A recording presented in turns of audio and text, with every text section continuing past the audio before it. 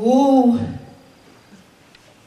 vertige de la penderie béante sur l'alignement militaire des pelures incertaines aux senteurs naphtaline.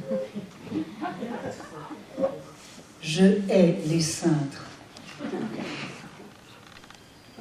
Le cintre agresse l'homme par pure cruauté.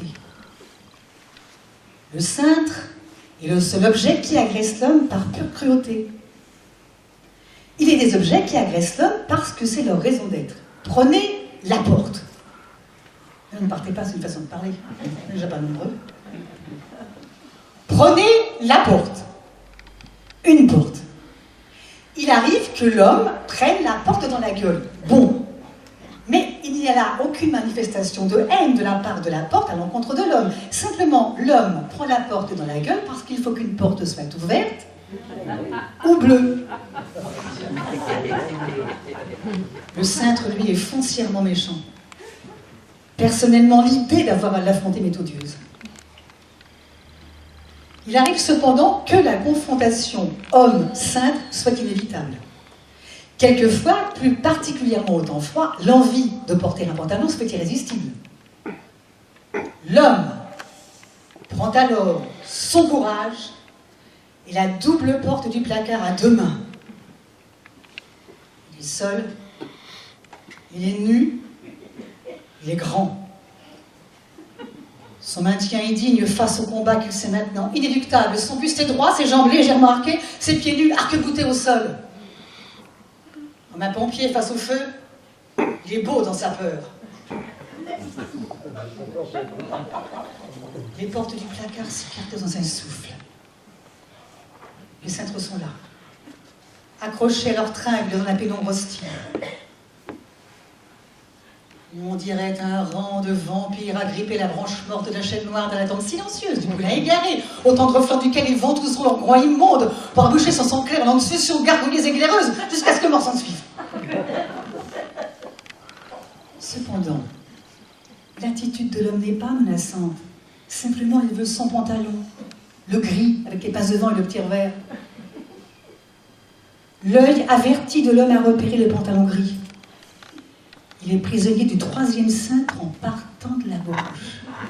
C'est un cintre particulièrement dangereux, sournois. Oh, il ne paye pas de mine en bois rose, des épaules tombantes, il ferait plutôt pitié. Mais regardez son crochet. C'est une poigne de fer, elle ne lâchera pas sa proie. L'homme bande, surtout ses muscles. Il avance d'un demi-pas feutré pour ne pas éveiller l'attention de l'ennemi. C'est l'instant décisif de la réussite de l'assaut qui va suivre dépendra l'issue du combat. Avec une agilité surprenante pour un homme de sa corpulence, l'homme bondit en avant. Sa main gauche, vive comme l'éclair, repousse le cintre pendu à gauche du cintre rose, alors que sa main droite se referme impitoyablement sur ce dernier. La riposte du cintre est foudroyante. Au lieu d'accentuer sa pression sur la tringle, il s'en échappe brutalement, entraînant dans sa chute le pantalon, le gris avec les passes devant et le petit revers, celui-là même que l'homme veut ce matin, parce que non, parce que... Bon. À terre, le cintre rose est blessé. Rien n'est plus dangereux qu'un cintre blessé. Dans son inoubliable, j'irai cracher sur vos cintres, Ernest Hemingway n'évite-t-il pas d'aborder le sujet? Un silence qui en dit long. Non? L'homme est maintenant à genoux dans le placard. De sa gorge puissante monte le long cri de guerre de l'homme des penderies. Putain de bordel de merde de cintre à la gauche! Le cintre rose a senti le désarroi de l'homme. Il va l'achever. Il s'accroche dans le bois d'un autre cintre tombé qui s'accroche à son tour à la poignée de la valise. Il fait noir la nuit, tous les pantalons sont gris. L'homme, vaincu, n'oppose plus la moindre résistance. Le nez dans les pantoufles, il sanglote dans la position du prière d'Allah. La moitié antérieure de son corps, prisonnière du placard, l'autre offerte au regard de la femme de ménage espagnole. Il souffre. Quelques gouttes de sueur perlent à sa paupière. Il n'est qu'humilité, désespoir et dégoût. Quelques couilles de plomb pendent à son derrière. Il a soif, il a froid, il n'a plus de cou. Donne-lui tout de même un slip, dit mon père.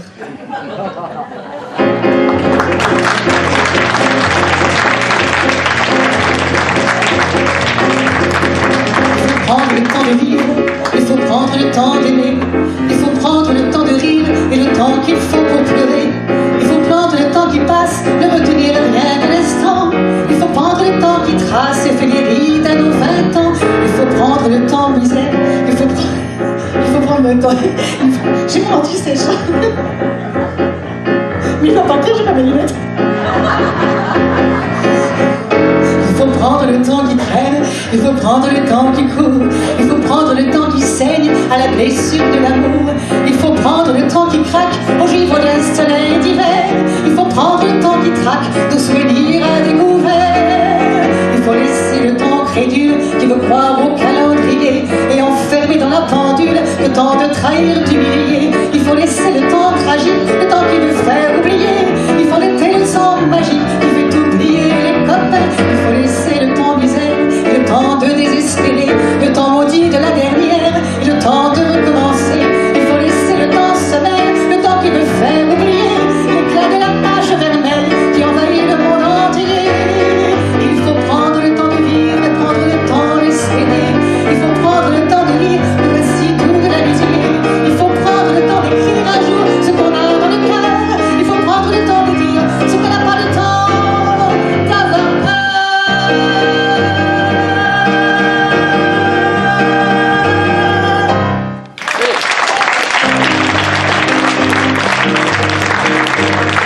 Michel Goulard.